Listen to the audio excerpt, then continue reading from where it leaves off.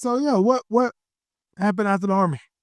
Well, shit, after the Army, I came back to this, and tried to restart my life and shit. Went to work at this place called um, Orange Corn. Now, first I went to job. My brother was out there working in a place off on industrial called Metal Plate Galvanizing and shit. Hmm. That was a man. It was goddamn steel beams and shit. They dipping that shit down in zinc and all this other shit.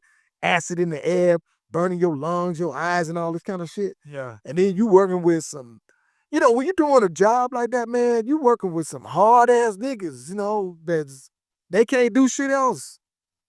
Nowhere else, this one of them type of up job. So my brother in there flipping beams and shit. I'm a little nigga out there grinding and shit. I'm like, man, this is up. You know what I'm saying? So I went from that shit to what was that shit? What was that shit? I'm trying to think of the name of that company. Oh yeah. Orange Quarter Fiberglass. Okay. So I had like a big brother. His name was Baron and shit. He worked down there. He had a little clout. And so, he hooked me up with a job. But that was one of them hard too, because it was fiberglass. So you be off in that itching and shit all the time, especially when it was hot. I went to that. And after that shit, I went to a company called McMaster Car. I did that for a minute, right? You know what I'm saying? And then this how I ended up getting into contracting and shit. So there was a chef in that motherfucker. He was cooking and shit. And he had a newspaper. And it said, big bucks for big risks. And I looked at it and I was like, oh, what the is this? You're like, this is military shit, but you ain't in the military. You work overseas and shit. I said, overseas? He said, yeah, man, but it's some real paper. I was like, really?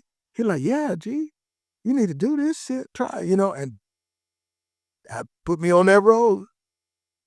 Around and flew down to Florida, Orlando. Went down there partying and shit with the Cubans and shit. Went to a little job fair. Yeah.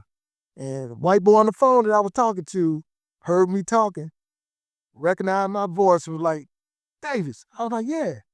He like, man, this finally good to meet you, man. What's going on? I said, oh, shit, man, I'm trying to get my job. You tell me.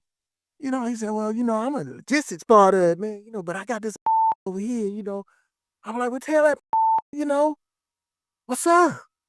He's like, okay. But, he was a real square white dude. You know what I mean? L7 type, the talk real proper. Not like these wiggers today. You got wiggers out here, man. They more black than you is. You know what I'm saying? Them all be talking shit. You be like, what the f? I don't even know what kind of slang your ass speaking. But anyway, Square hooked me up with this little Puerto Rican dude. And, he put me in the game, man. Next thing I know, I was on, a plane going to Houston and shit, getting all kind of shots in the ass. 2-3 months later, because a hurricane hit that bitch. You know what I'm saying? I'm on the plane.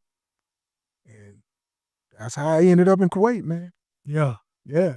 Wow. All right, Dwight. So let's talk a little bit about when you first got over in Kuwait. Let's talk a little bit about your journey, of course, getting into logistics, to even just your lifestyle over in Kuwait as a whole. Okay, yeah, man. That was some interesting shit too, because, when I was what they call wheels up, right? Right out of the, you go through the processing and all that kind of little, whatever training they giving you, all this kind of shit. So you get on a plane, it's forever and a day to get to that, right? So then when we get to Kuwait and shit, and that bitch land, and I get off the plane and I'm walking and I see all these dashikis and shit. First thing happened in my mind was, God damn. Yeah. All these motherfuckers have been like. Was like I was like, and then we came down these escalators and all I seen were these mullahs and shit. Yeah. Big motherfuckers. Yeah. And I was like, oh shit. What the have I done? Because I'm not seeing no sign, KBR, no shit like this. Right. It's just a sea of white sheets and shit, and the damn women walking around and all that black shit. I'm like nervous as motherfucker. Now, this shit right here on. Yeah. Fuck. So when we get down to the bottom, there's one chick that was on the plane with me, little sister and shit, and I was like, I'm finna, where the shit at? The counter. I'm getting out this. Ain't nobody here and shit. Yeah. This is up. Man, y'all ain't been a lot of here. All I could imagine was me out in the desert with a damn sword and shit, you know. Yeah. And I'm that nigga about to get his shit cut off. Cause these ain't what the supposed to be, right? So shit, she get on the phone, she make a few calls and shit, and I'm at the desk. I'm trying to get my shit, my ticket. Yeah. Yeah. I'm not doing this shit. And then she finally got him on the phone. She said, "Oh, they told me where we gotta go and this. So we go around the corner to that little spot. And there's some people over there, but they don't even know we supposed to even be there. They were like, we don't know nothing about y'all. I'm like, what the is this? Shit right here. Next thing I know, man, you know, we sitting there, pick us up and shit, and they got me paranoid as on these buses. They got curtains and shit, right? And they told us, don't open up the curtains. What? Don't open up the curtains. Don't be looking out the window and all these. What? Yeah. The going on? You know what I'm saying? It's like that. Yeah. Oh shit. Ain't no damn, you know, they ain't got no muscle and shit. It's just us. Did Damn. I tell you why you can't open up the curtains? Yeah, cause you know, we was American.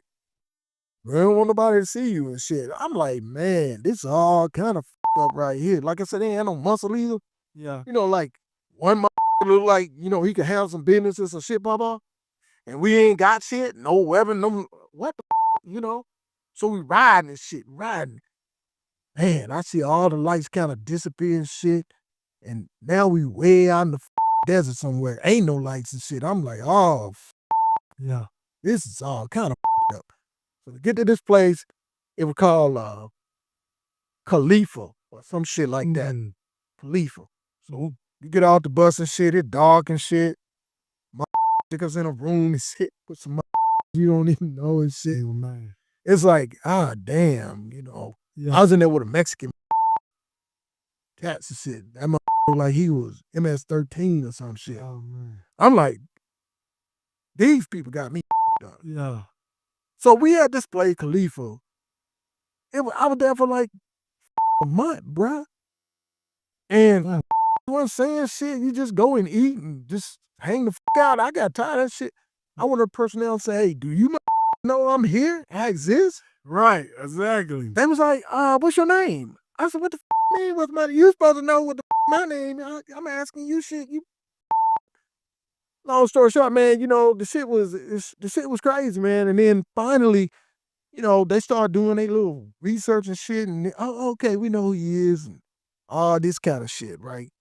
So then when the dude shows up for MHE, because that's what I was over there for, material handling equipment. That's what that acronym stands for. Okay. Okay. So this show up, he the MHE manager, right?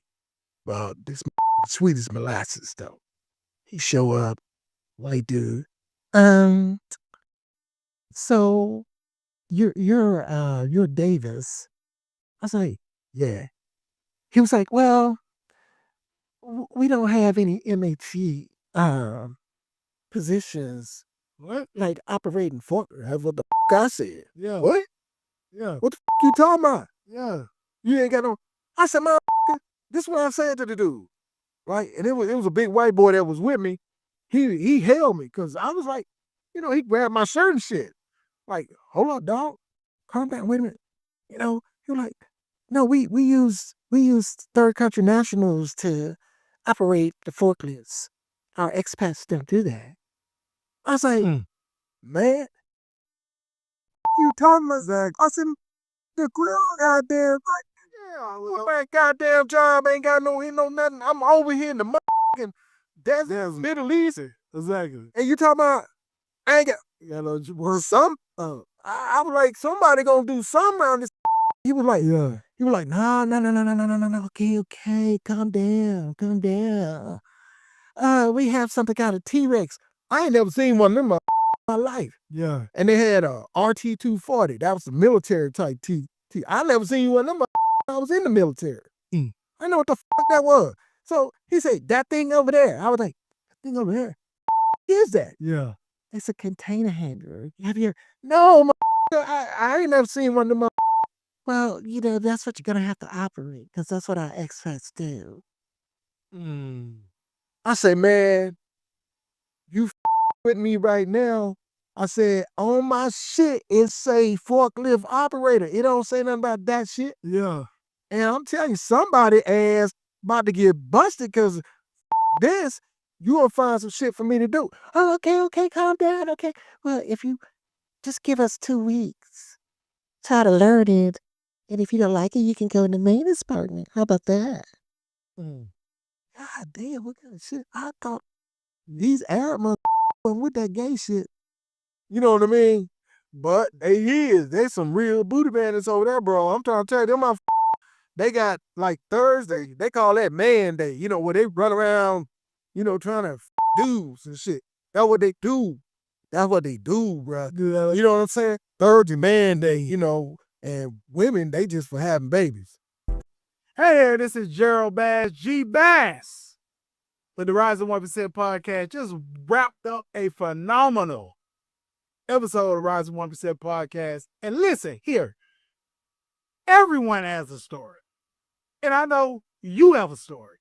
And then you have a story and you want to share your story. You want to share your journey. You want to share things that you currently got going on right now. Get your message out to the masses of people. Definitely love to have you here on the Rise of the 1% podcast. Being you would love to be one of our guests or one of our next guests on the Rise of the 1% podcast, definitely email us at support@riseofthe1%.com. Again, email us at support@riseofthe1%.com. Just leave your information. Tell us a little bit about yourself, a little bit about your story, a little bit about your journey, what you have going on. And we definitely love to have a conversation about you being a guest on our upcoming episodes of the Rise of the 1% podcast. But that said, this is G Bass with the Rise of the 1%. Have a phenomenal one on purpose.